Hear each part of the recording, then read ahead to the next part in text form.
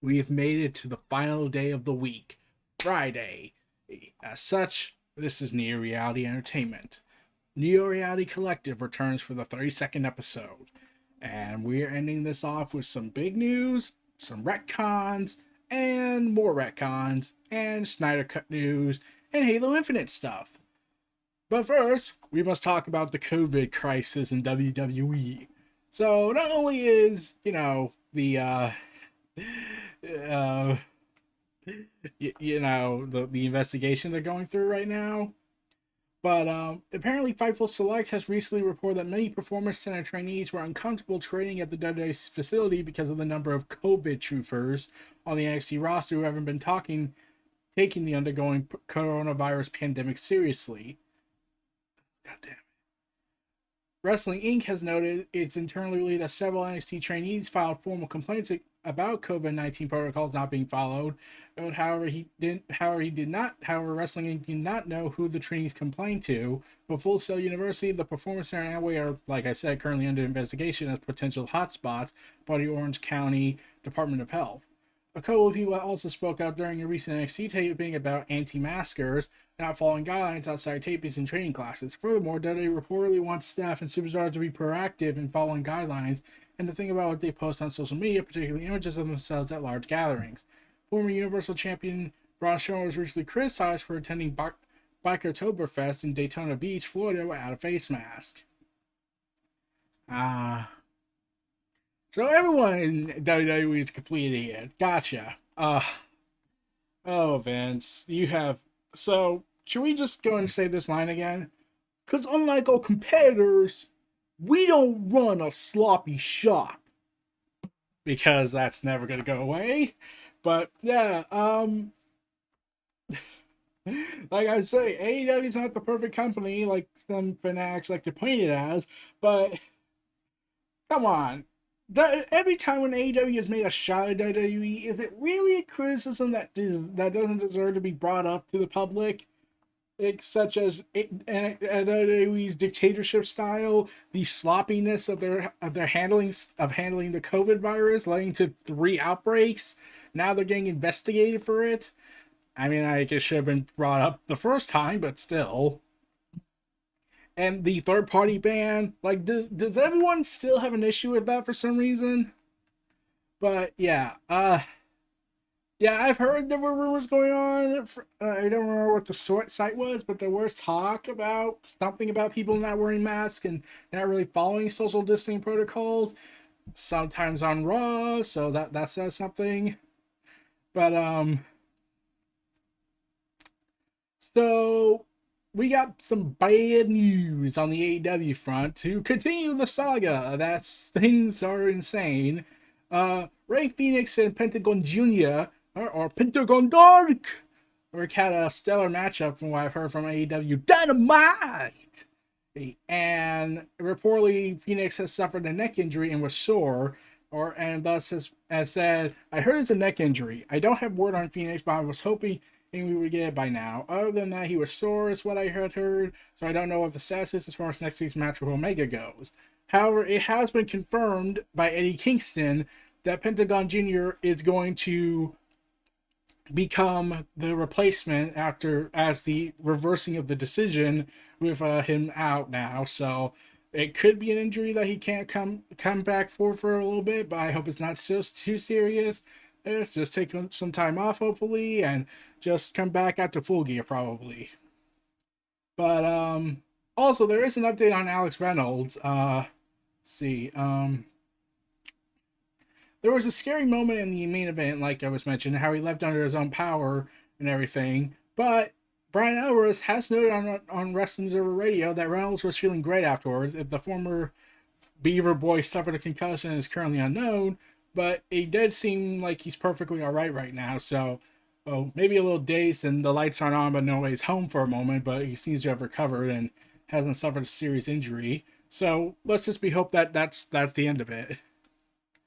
Most WWE wrestlers, as part of the WWE's continuing need to be a sloppy shop, WWE wrestlers were left in the dark for at least part of the draft. Though Fightful says they aren't sure what stars knew about their destination, it would appear that most of them had no idea about the draft pool, as Fightful Select revealed the following after the draft. Several WWE talents spoke with Fightful and let us know that they weren't informed about what they would be in the WWE draft pool by Fox Sports report that went up on Thursday afternoon. At least one was said to have expressed displeasure about this.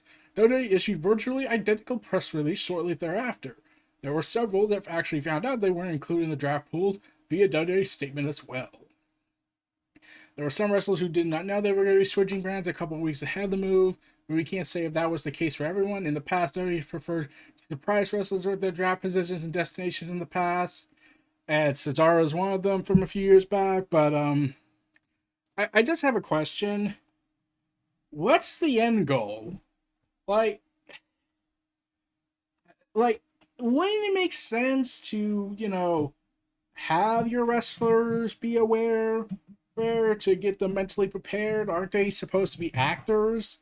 So shouldn't they be able to convey the surprise? Because when you're not like the first time when the brand extension first happened in 2002, okay, fine, I get it. This was the first time ever they did, but now in 2020, 18 years after the brand extension happened, why do you not have this planned out by now? Why don't you tell people, okay, we're gonna go here, we're gonna go there, we're gonna go there, we're gonna go there.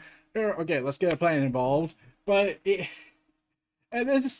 does tie into what I talked about yesterday, where it was revealed Seth Rollins had hoped that with him moving to SmackDown would be a fresh start, where he doesn't have to deal with a Mysterio feud anymore, which wasn't the case. But yeah, it's part of the Vince's philosophy of we're complex and deep, man. We know everything, but they don't.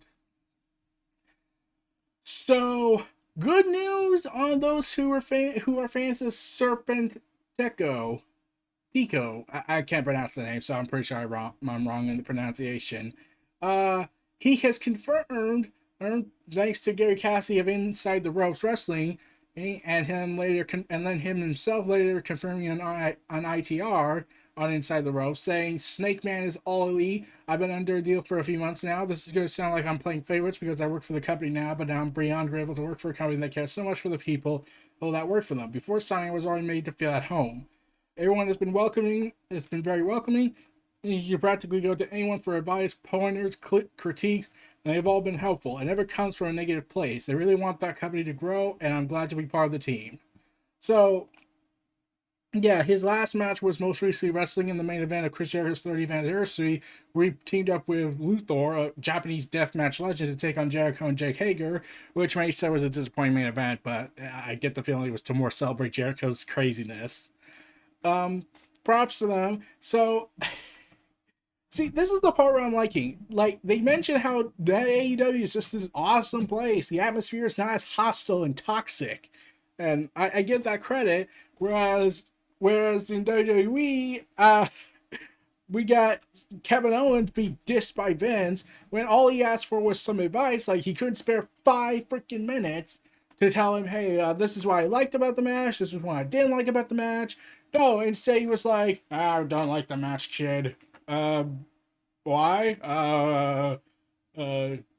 Because of your weight. That's clearly the reason. Because I have a guy backstage that likes to tell me how much he doesn't like you because of your weight.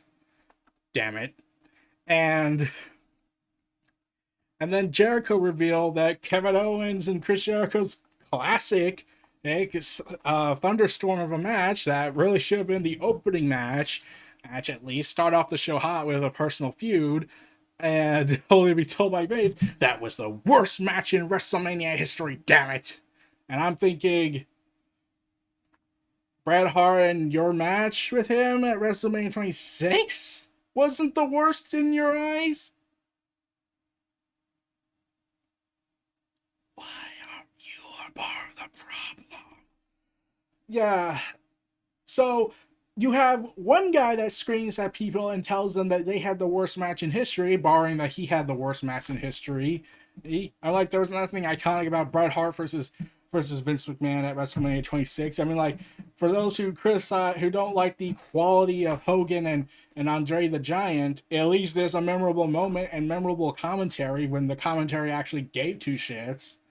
Like, the irresistible force meets the immovable object, and Hulk Hogan's signature or scoop up slam.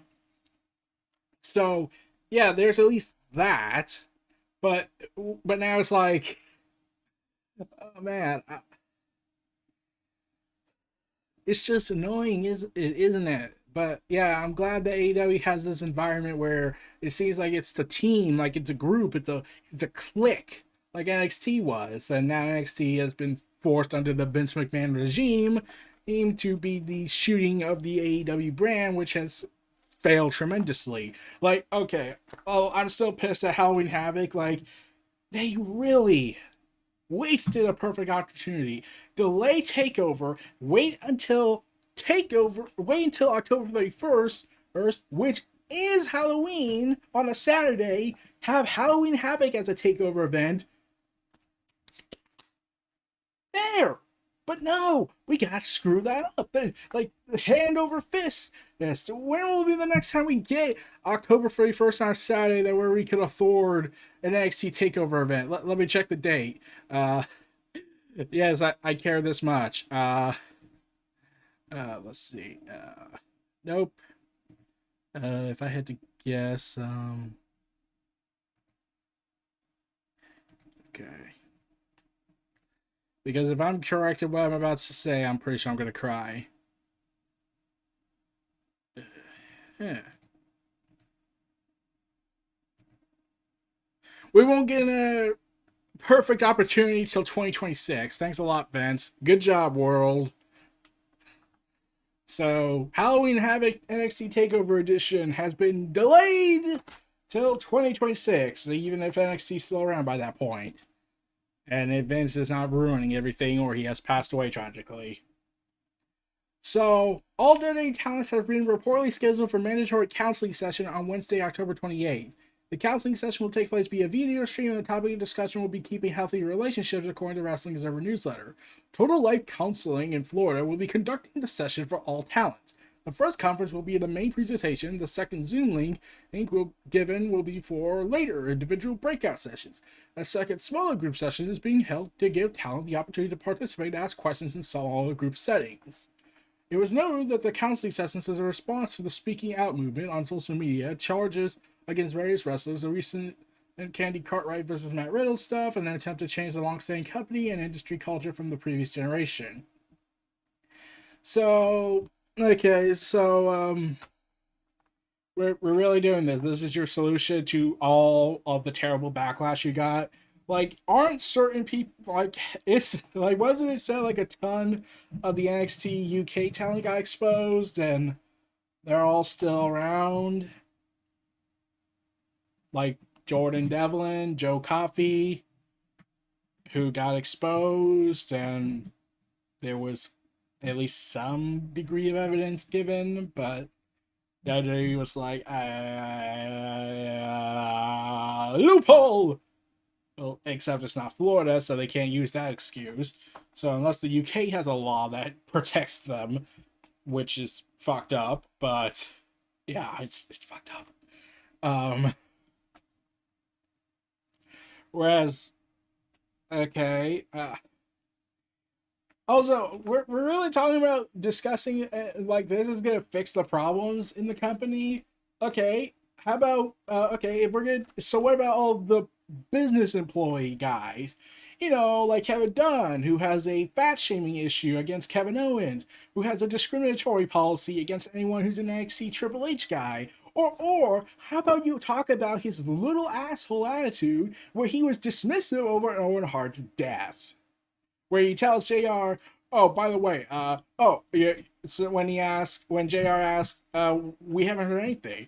Oh, he's dead. You're on a 10, 9. And that's when everyone realized, oh my god, how the hell is he still employed?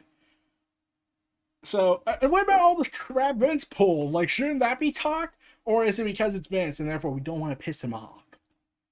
Even though everyone kind of wants it at this point. So yeah, counseling session, that will solve all the problems in the company.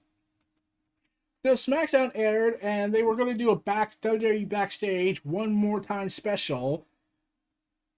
It was canceled right before the show, and they decided to let air Talking Smack live. It was no idea why it was pulled, but it's dead. Backstage is dead. Pretty sure. I don't know why. I don't know what happened. Pretty sure it has to be something stupid, but I'm pretty sure it is. But there's been an encountering issue throughout Microsoft's little crisis with Xbox recently.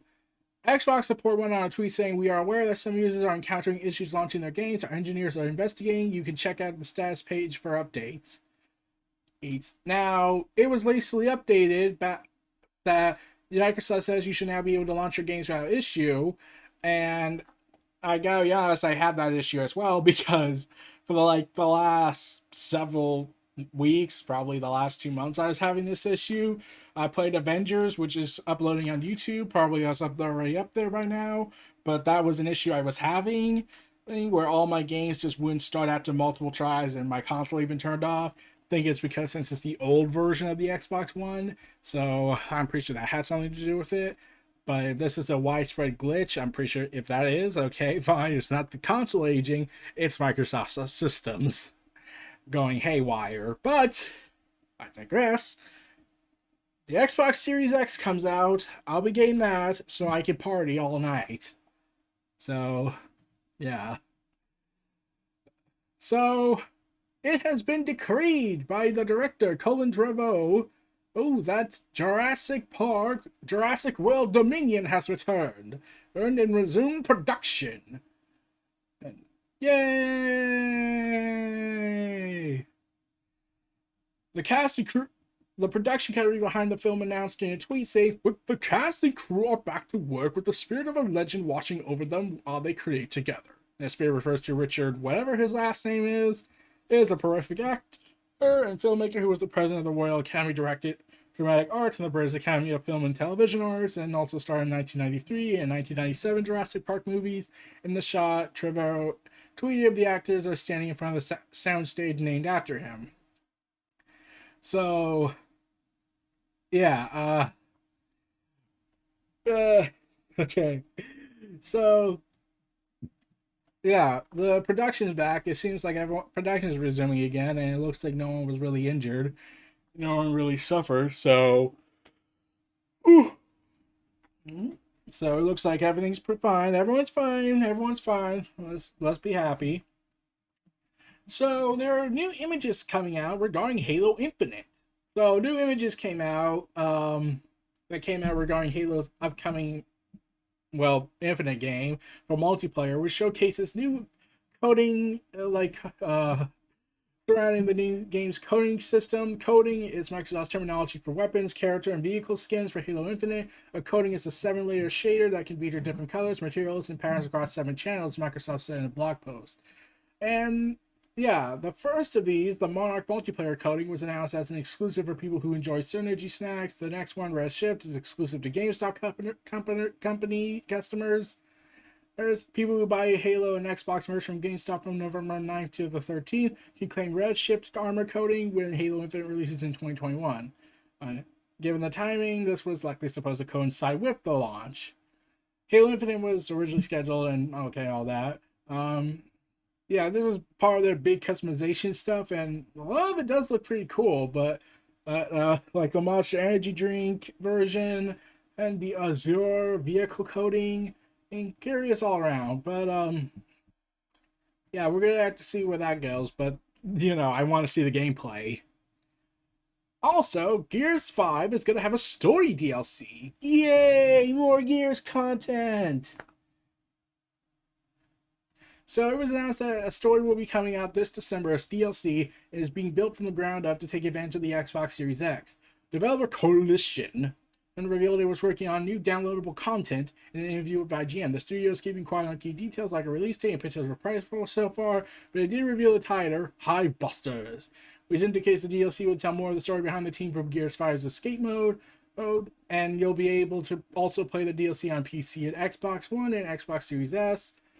And they said the principal lead producer There said this. All I can say is December and the title is Hivebuster, so it might give you a little hint as to what the content might contain. That will be available on the new consoles as well, so it will be optimized for those two. So they said also revealed that the DLC will probably take 3 to 4 hours to play through. We got to wait till December to hear more specifics. The Coalition Technical Director Mike Rayner added the High Bosses will be the first Gears story created with the next gen consoles fully in mind, rather than being upgraded to take advantage of their power after the fact. So the things that we're doing with global illumination and constant mapping, I think are a good example. We have made sure that the content is really set up to take advantage of that. The ultra high-res textures are now there, and we can kind of tune them and make sure they're really showing up in 4K resolution with additional memory we have on those consoles and the ability to stream them in super fast. Yay! Can't wait for the story. Gears 5 was awesome. So, yeah,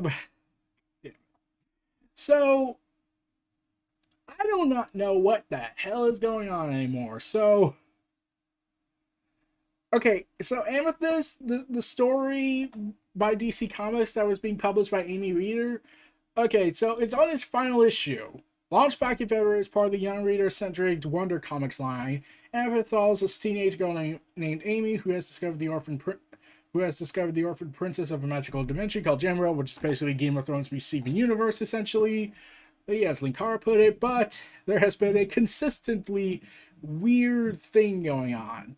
So it got pushed back. So the finale was set to release in September 22nd, but then it was later pushed back to October 20th. And now it's been pushed back to November 24th, or with no reason given. But now it's been informed that DC has announced retailers has been pushed back again, now expecting to go on sale on December 1st. And like, what happened? What was there an issue going on? And they have a collection slated for 2021 on February 16th, so they gotta get this done fast. Get it fast. All I can hope is, I haven't read the story, so I don't know honestly. But all I can hope is being the strong term, is that they make the story damn good and prepare a sequel, hopefully. So, the next big expansion in Fallout 76, if anyone even gives a care at this point, the first look at the Steel Dawn expansion in Fallout 76 and a brand new trailer came out. Debates footage that marks the return of the Brotherhood of Steel in the Appalachian Mountains, and it certainly looks like they'll be a force to be reckoned with, striding across the wasteland in their iconic power armor. It will be the sixth major expansion, formerly known as Fractured Steel. The upcoming expansion at some point later this year, after having previously teased the release window of winter 2020. According to Fallout Wiki, this new band from the Brotherhood of Steel are finally making their way to the Appalachians after an 8-month trek across America, having been sent to reclaim the Appalachians by Hell Elder Roger Manson. And this new expeditionary force is led by whatever the person's a paladin among Brotherhood of Steel's imposing forces. This is arriving after Wasteland expansion was introduced to Fallout 36 earlier this year. True to its name, the update enabled to players to move more easily, streamlining the entire community, and making the Wasteland easier to explore with friends.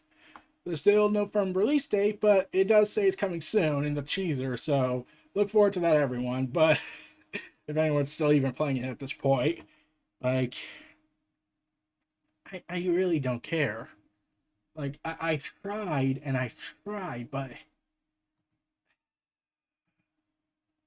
yeah. So there is now. So remember that book about the Wakanda files and packed with fun facts about the MCU? Well, it's revealed something.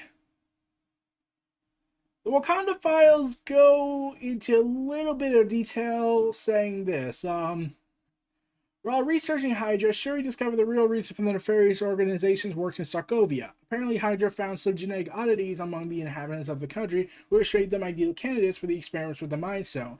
The mismention of genetics definitely suggests that Scarlet Witch and Quick's powers were innate in some way, and the experiments just activated the potential already within them. Yep, we're doing it. They are They are really going there.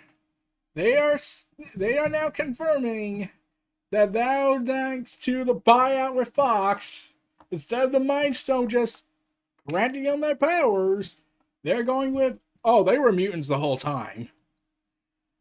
Uh So there's also mentions how Scarlet Witch, the stone, similarly transformed Scarlet Witch's nervous system, but is ironized and charged it in ways that give her extraordinary ability, neuroelectric interfacing, which allows her to create bursts of extreme energy using only her mind and the tips of her fingers. The initiation of this energy permits her short bursts of levitation, in addition to a staggering weapon that only requires her bare hands. It also mentions her mind-bending powers, saying this, which is beguiling is how Wanda's nervous system has also unlocked her potential for telekinesis. They are not parlor tricks. She's not just bending spoons. She can manipulate mind and plant suggestive thoughts, even enhance pre-existing paranoias. She can see into the human mind, find out what they fear and what will motivate them. So, yeah, so it seems, it does suggest that Scarlet Witch and Quicksilver in the MCU are really mutants. Which means one of two theories I have. So remember I made a video called Mora X is the key? Now I get the feeling Scarlet Witch might be the key. Imagine it, if she... How would... Like, normally you get this ability of mutant powers, like, what, when you're 13 in the books? You have mutant genes, and it become... You're born, and then when you turn 13, your mutant gene unlocks, or something. So...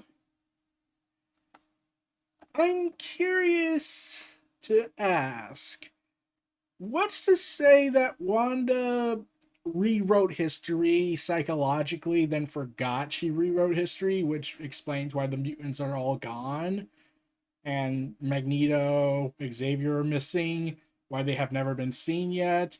Or should they go that route where it's revealed that Wanda actually has played with reality to a point that she just inadvertently eliminated her mutant family and all that? I mean, it'd be a route, it'd be something to do, but I'm just grasping at straws here. So yeah, retcons. How we love retcons when they're done correctly. So, Assassin's Creed Valhalla has cross-gen progression on PS5, Xbox Series X and S. So essentially, this means that what happens in one game, what happens if you buy Assassin's Creed on the Xbox One or PS4, or all data that is saved on there will be crossed over to the Xbox Series X and PS5. So that's pretty damn awesome. So yeah, it's part of that whole Ubisoft Connect initiative they're doing. So not only do you get free gen upgrades, but you get to keep your save data and don't have to start from scratch.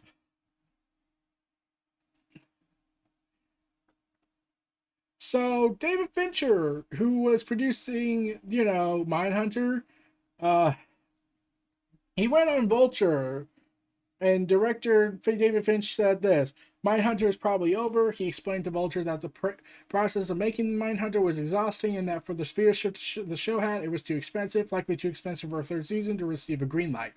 I think probably, listen, for the viewership that it had, it was an expensive show. We talked about finish rank and then see how you feel. But I honestly don't think we're going to be able to do it for less than I did for season 2.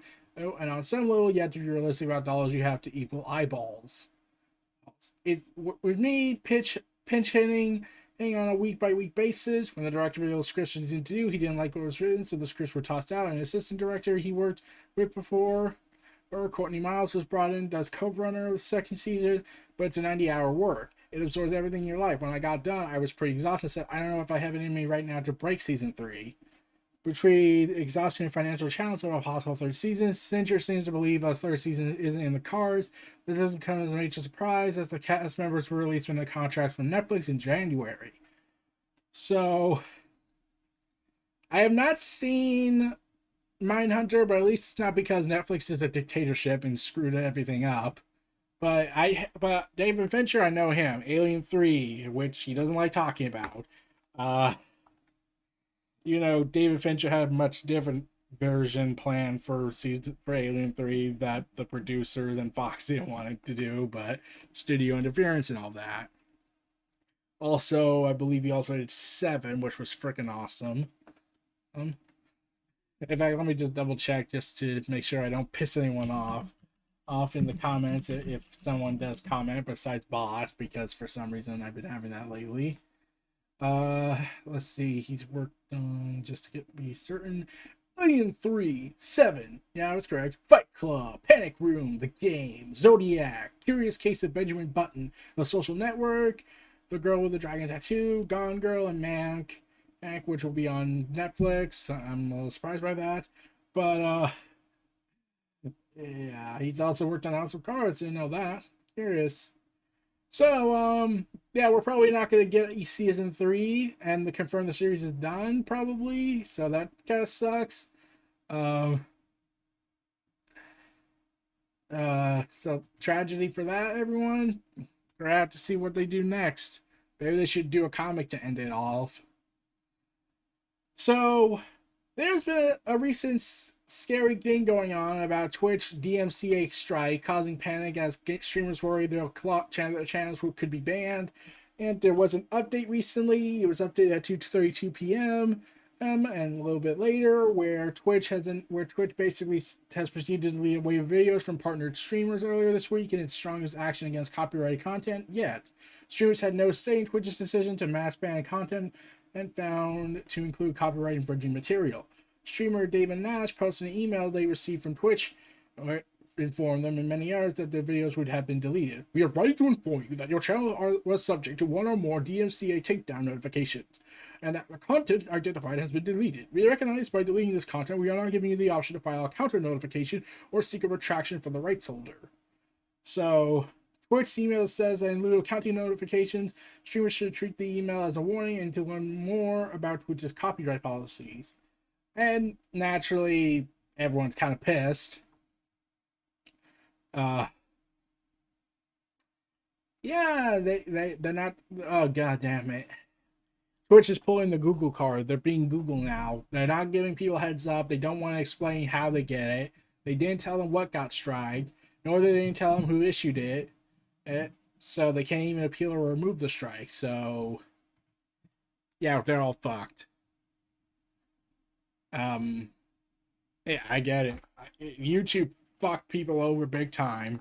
And like, I had a picture. Like, I took a 2-minute video talking about John Wick. Probably will one day expand my video thoughts on all those early thoughts videos because of how disastrous they were, in my humble opinion. But that was 2 minutes and 30 so seconds, and I got struck. Okay, not really struck. That's pushing it too far. No. I got manually claimed by Warner Brothers saying I had audio-visual content, which was the poster of the movie. Nothing else. Oh, and here's the kicker. God, you think I'm gonna be bullshitting you, but okay. This was about 2 to 3 years after that video was uploaded.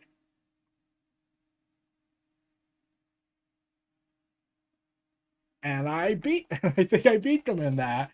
I disputed it, say there's nothing on there. There was copyrighted material. It's fair use. I did a video where I'm just talking and I'm just using the picture of it just for the hell of it. I'm not copywriting anything. I'm not talking. I'm not making footage scenes of spoilers of it. I'm just talking. But, goddamn. So Phil Spencer hints at Xbox Game Pass streaming sticks for your TV, no console required. Saying this in strategic area.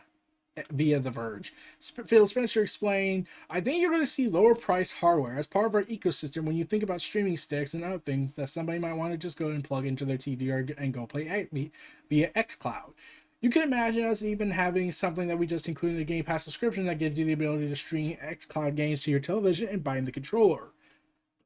So he's speaking hypothetically, but it wouldn't be a surprise saying that if Microsoft leverages streaming resources beyond high-priced consoles and smaller screen mobile devices.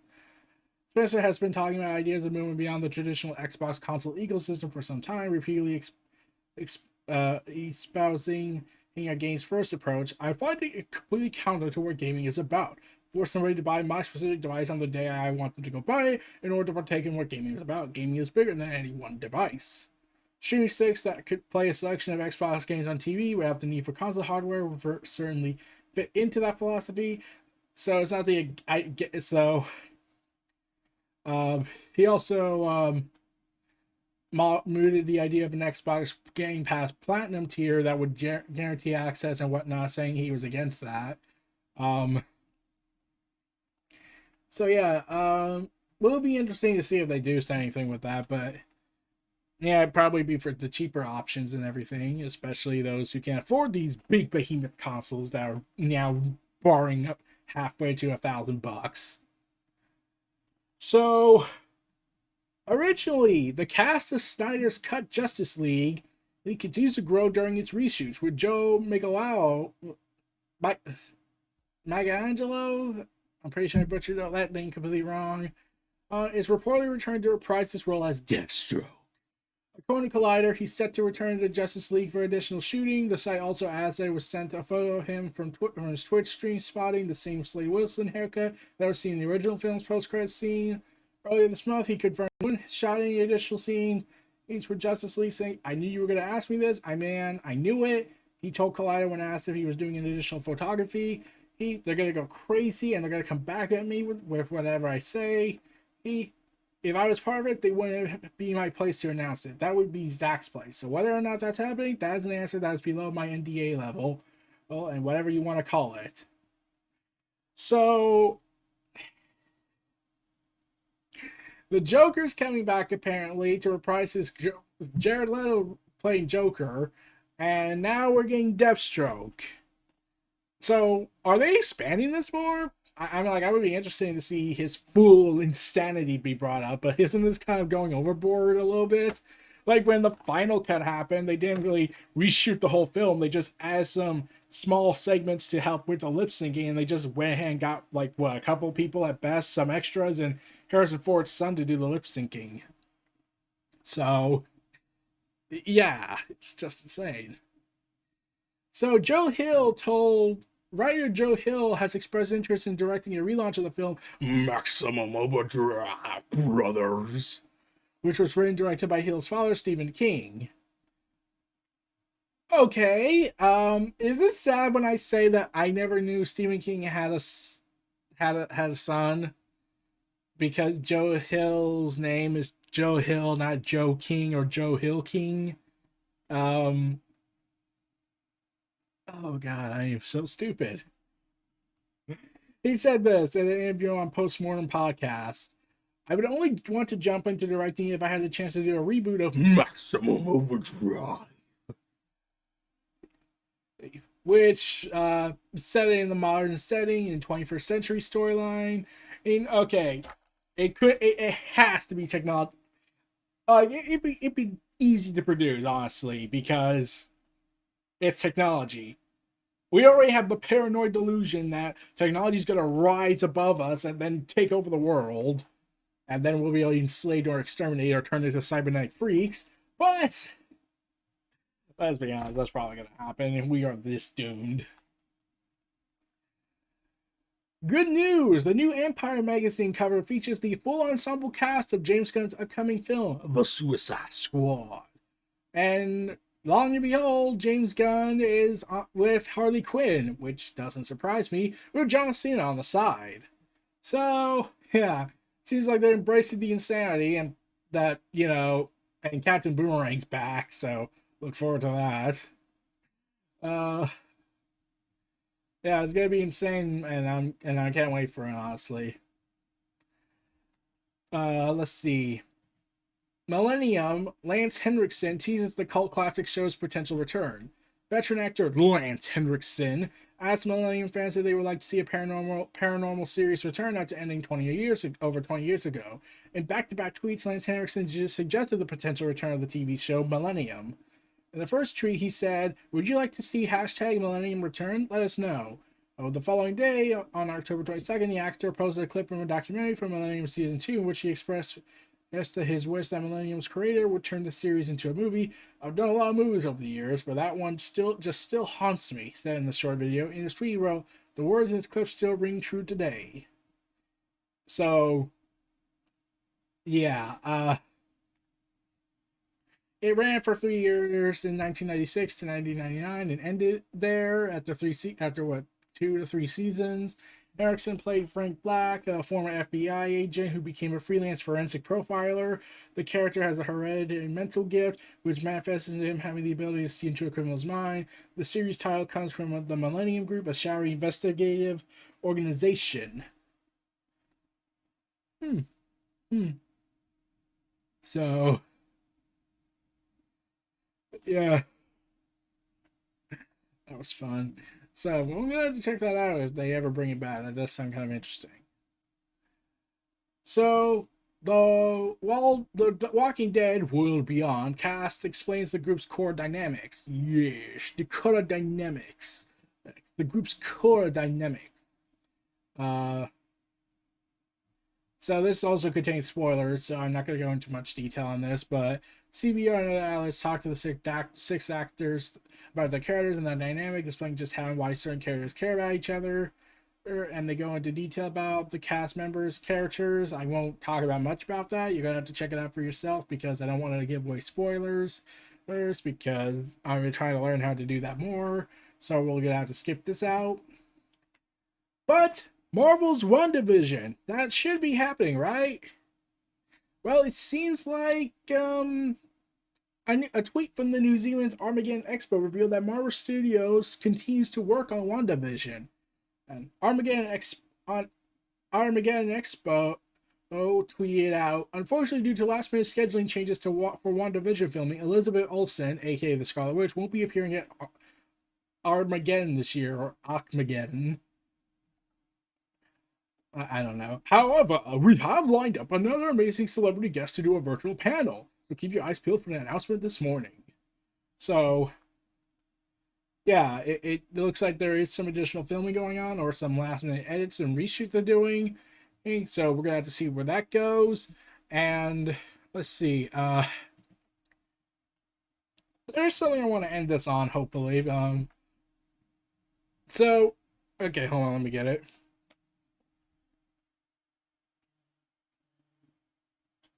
So Harley Quinn, Batman White Knight presents Harley Quinn.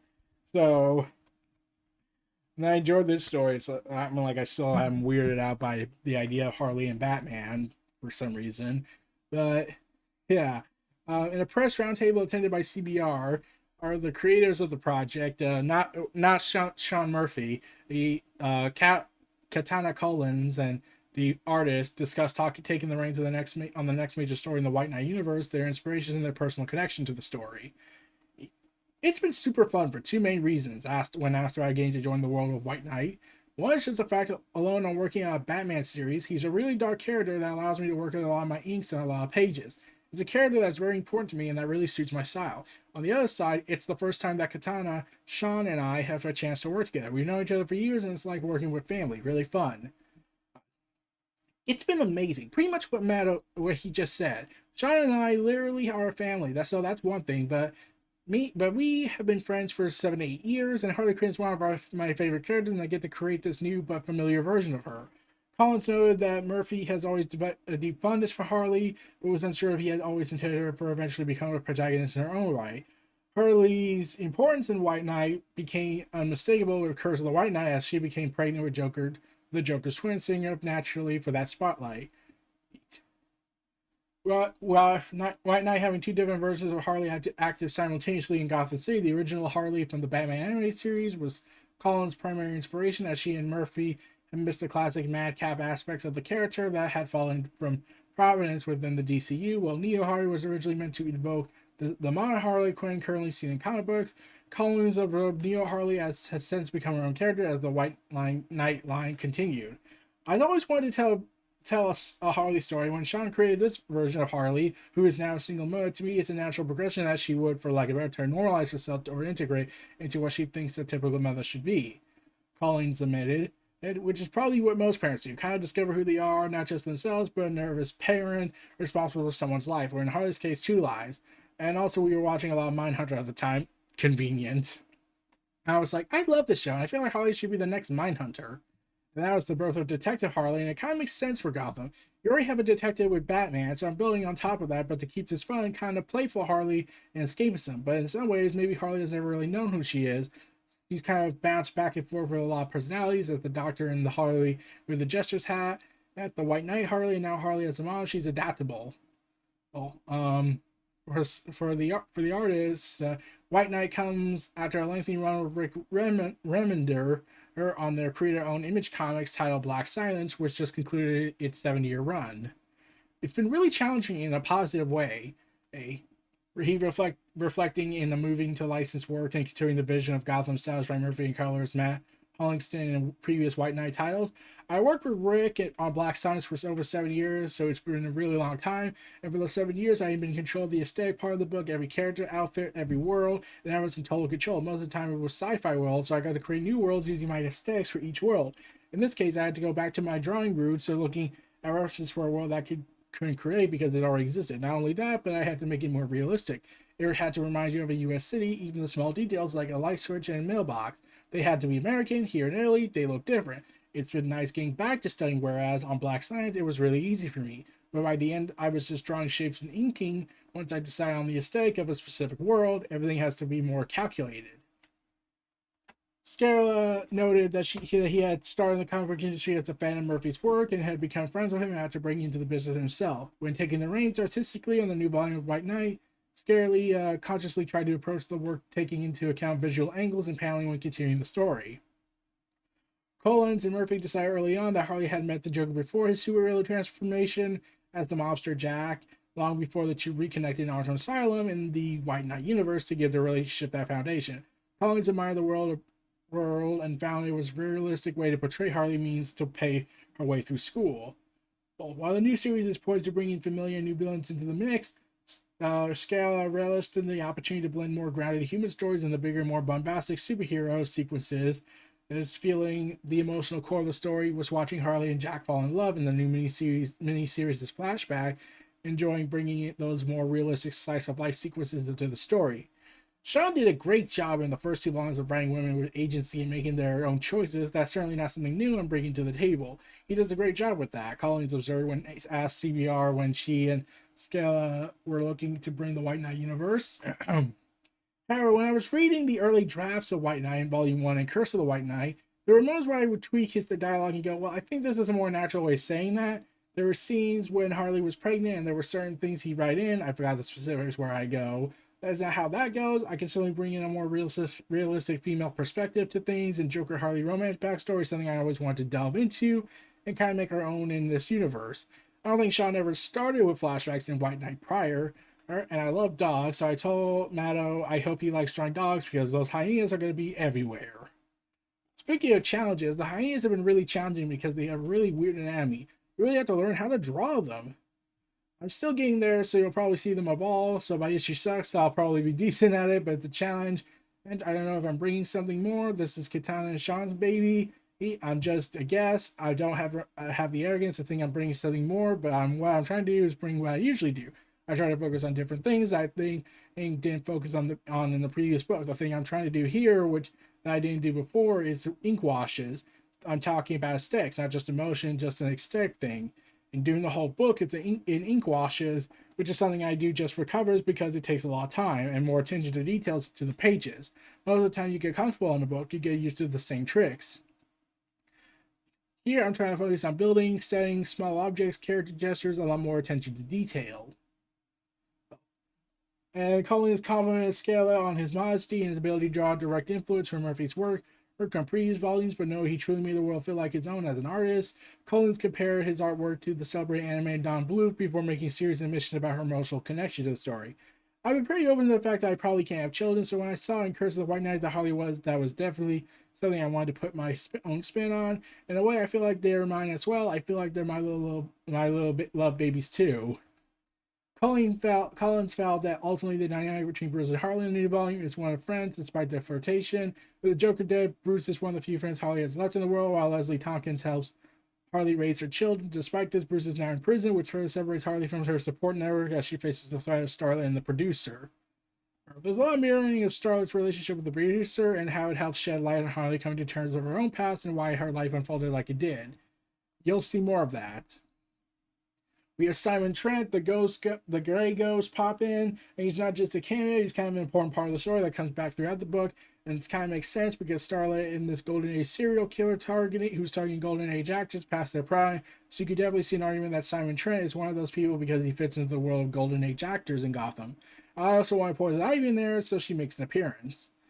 While Scala was proud of his ink wash technique, that people noticed that change in his usual style, he felt that Mindhunter influenced pace and grounded approach. I hope for this book is that people really enjoy this special rhythm, especially nowadays that we're not used to. With TVs, movies, and comics, we're used to super fast paced and a ton of flashy things happening here and there. You constantly have to catch the attention of the reader, and this has one of its own rhythms. I'm a fan of two of Mindhunter, and when it was mentioned, I can definitely see it in the story. I hope people get into this really special rhythm. We're used to seeing the world at stake and Gotham at stake, and the stakes are still high. People's lives are on the line, but is Gotham going to blow up? Going to be blown up? Probably not. But the Starlight is targeting Golden Age people. Oh, Collins noted the intimate scale of the story. This is a character study. We really wanted to focus on people versus in mechanics or toys and tools. It's more of a bit of my influence. I'm not a gadget person. I hope people take away the heart of the story. Even though we're rewriting Harley's backstory a bit here, there's still PTSD and a trauma, and she's a survivor through and through. I think a lot of us is an explanation of what that can mean. And that's the end of the interview. And yeah, I did enjoy the first issue of this book. I'll probably make a video about it when I catch up. But yeah, it is pretty insane. Uh yeah, it is yeah, I have this was the final edition of this week's New Reality Collective. I'm just need to talk about Curse of the White Knight, and then we can move more the Harley story. But these were my collective thoughts on all the stuff that went on, and and and this was Neo Reality Entertainment, Neo Reality Collective. Feel free to like, comment, subscribe, and donate to do for more, and I'll see you all next time. Bye. Take care, everyone.